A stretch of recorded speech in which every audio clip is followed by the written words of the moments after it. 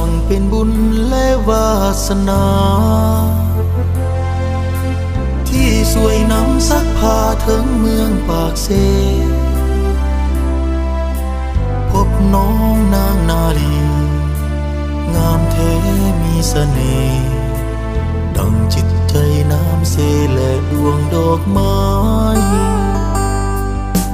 พบกุหลาบกลิ่นหอมของเมืองปากเซอ้ายเฝ้าหลงทุ่มเทฮักจนหมดใจน้องเจ้าจงสงสารหอบฮักบ้านมาให้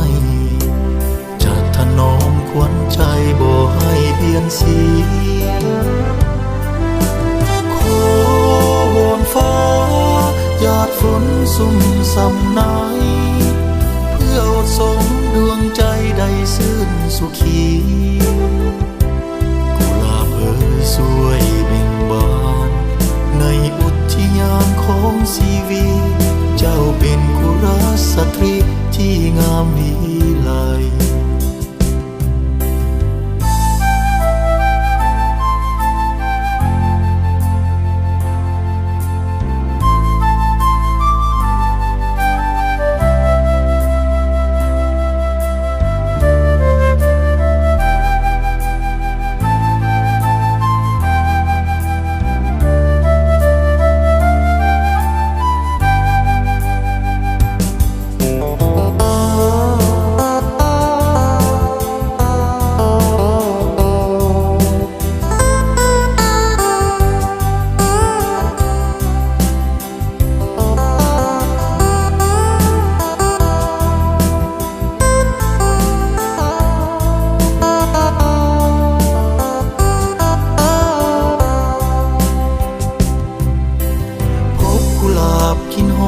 ของเมืองปากเซ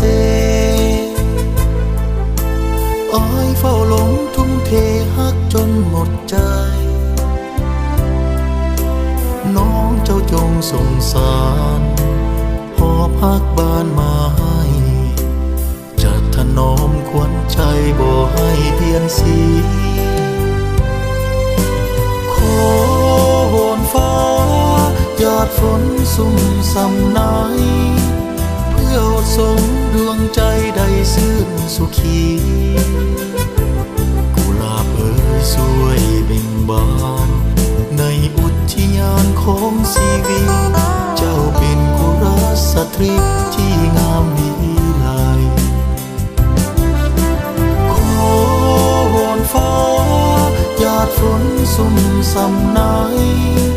เพื่ออดส่งดวงใจได้ซื่นสุขีสวยเบ่งบานในอุทยานของชีวิตเจ้าเป็นกุลสตรีที่งามวิไล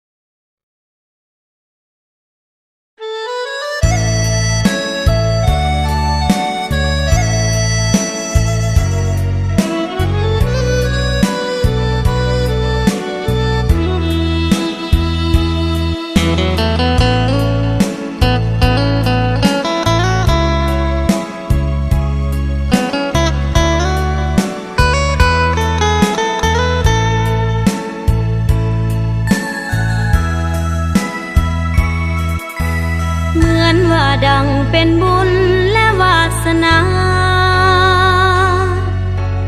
ที่สวยนำซักพายมาปากเซพบน้องนางนาลีย้องว่ามีเสน่ห์ดังจิตใจน้ำเซและดวงดอกไม้พบกุหลาบกลิ่นหอมของเมืองปากเซเฝ้าหลงทุ่มเทฮักจนหมดใจ ใจประสานฮับเอาฮักอายฝากให้จงถนอมขวัญใจบ่ให้เปลี่ยนสีขอวอนฟ้าหยาดฝนซุ่มซ้ำไหนเพื่อว่าสองดวงใจได้ซื่นสุขีกุหลาบเอ่ยสวยเบ่งบานในอุทยานของชีวิตสมเป็นกุลสตรีที่งามวิไล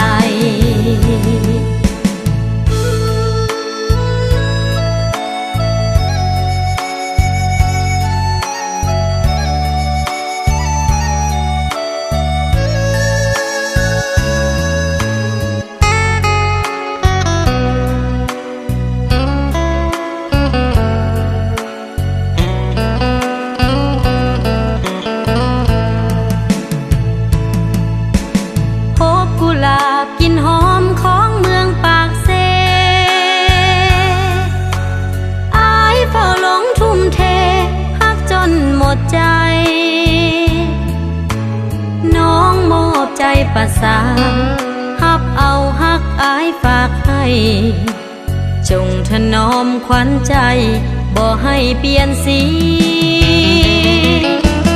ขอวอนฟ้าหยาดฝนซุ่มซ้ำไหนเพื่อว่าสองดวงใจได้ซื่นสุขีกุหลาบเอ่ยสวยเบ่งบานในอุทยานของชีวิตสมเป็นกุลสตรีที่งามวิ